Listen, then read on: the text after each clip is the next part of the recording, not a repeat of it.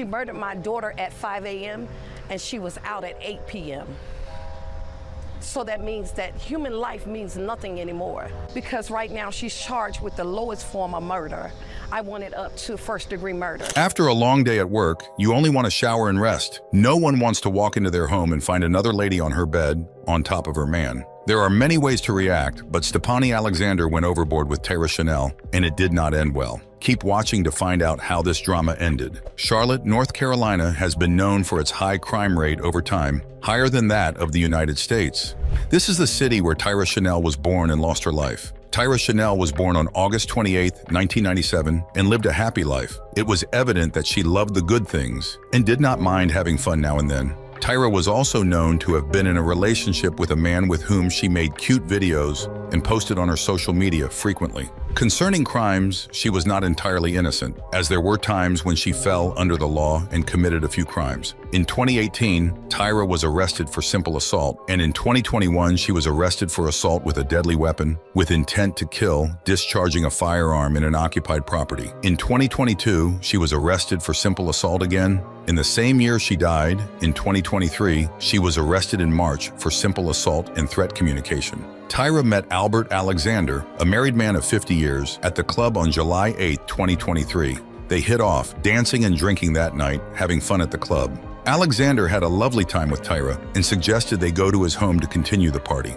At this time, the poor girl was seemingly unaware of his marital status. Albert had been married for a long while to Stephanie, who was only a year older than him. Although she had 5 children by herself, he appeared to have taken them in and loved them as he would, becoming the best stepfather they could ever have. If this was the basis of his adultery, he never said. As soon as they arrived at Albert's house, they continued the makeout session and fun. Tyra was unaware that Albert had a wife who would come home to him, and Albert was unaware that his wife would return anytime soon. In the early hours of the next day, Stephanie returned to her home on Porter Street, exhausted and hungry. She went to the shared bedroom, only to receive the shock of her life. Her husband was in bed with another woman. Angered and very much upset, she rushed at Tyra and began assaulting the poor girl. This evidence was gathered from a voicemail that Tyra had shared with her mother during the assault, which was left private and unshared to the public. The voicemail suggests that she was assaulted for a while and then shot at after a while. After Stephanie had fired the gun, she picked up her phone at exactly 5:21 a.m. and called the police, reporting the incident herself. From the recording, she explained the situation to the police, stating that she had fired her gun and her victim was unmoving. I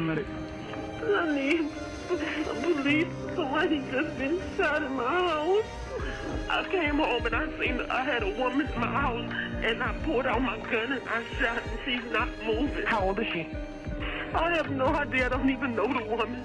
She's inside my house in the hallway on the floor. Is she flat on her back? No, she's on her stomach. I can try to move her on her back.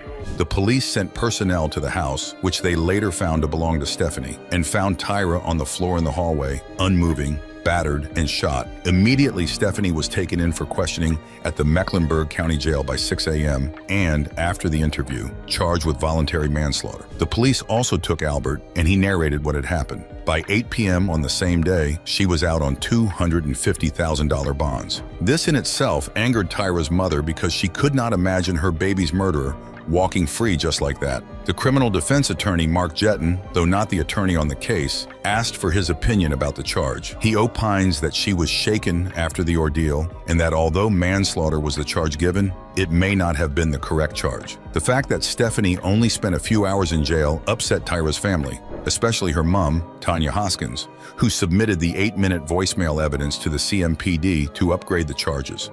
I know my daughter wouldn't have went there knowing that it was a married couple or that it was a wife's home. So she was lured there by the man. According to her, Tyra was not an intruder and was invited inside by Albert. Tanya reports the story that her daughter was lured to a home by Albert, repeatedly beaten for an extended period, and shot by Stephanie. Murdered unnecessarily, lured to a home, and brutally beaten and murdered.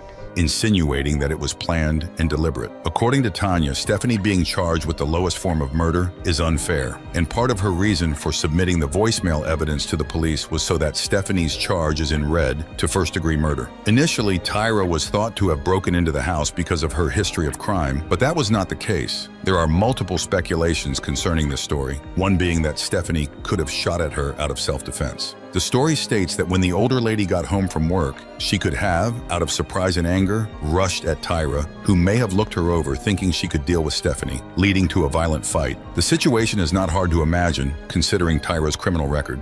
Unfortunately, Tyra may have never thought of the fact that her opposition may have a gun and, in self-defense, been fired at by Stephanie. The hate for Stephanie seems to be absorbing Tyra of any responsibility, knowing fully well that she was in the wrong in the first place. Apart from this, the fact that Tyra had willingly followed a man who, according to her mother, had invited her to his house pointed to the fact that she had little thought of her safety. Tyra could have called the police instead of calling her mother. Aside from this, in the voicemail her mother submitted to the police, she never asked her mother to call the police either. Another note to consider is that it is hard to believe that a man who had been married for that long with children would have no furniture or anything pointing to married life. So it is an easy conclusion to state that Tyra was quite aware of Albert's marital status at the point of being in his house but remained there. Maybe because Albert was indifferent to the fact that his wife would be returning home. This point is, of course, no justification to Stephanie. People also call Albert foolish for staying that long with Tyra, knowing full well that his wife would be home soon.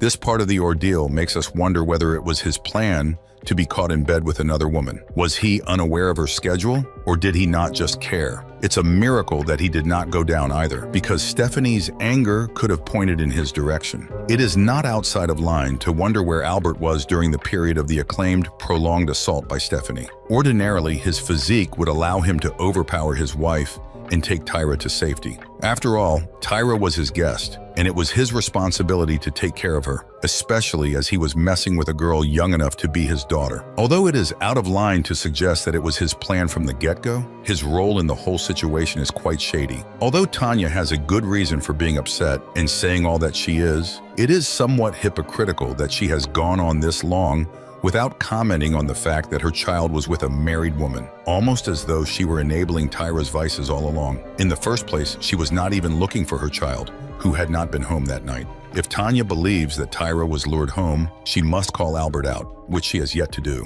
Tyra did not deserve to lose her life, and Stephanie was wrong for letting her emotions get the best of her. On the 3rd of August, Mecklenburg County indicted Stephanie for second-degree murder, as opposed to voluntary manslaughter, which had little consequence, after listening to the voicemail submitted by Tanya. In the end, Tyra got the justice that her mother believed that she deserved. Unfortunately, Albert was not charged with anything, even though he was the reason for the incident.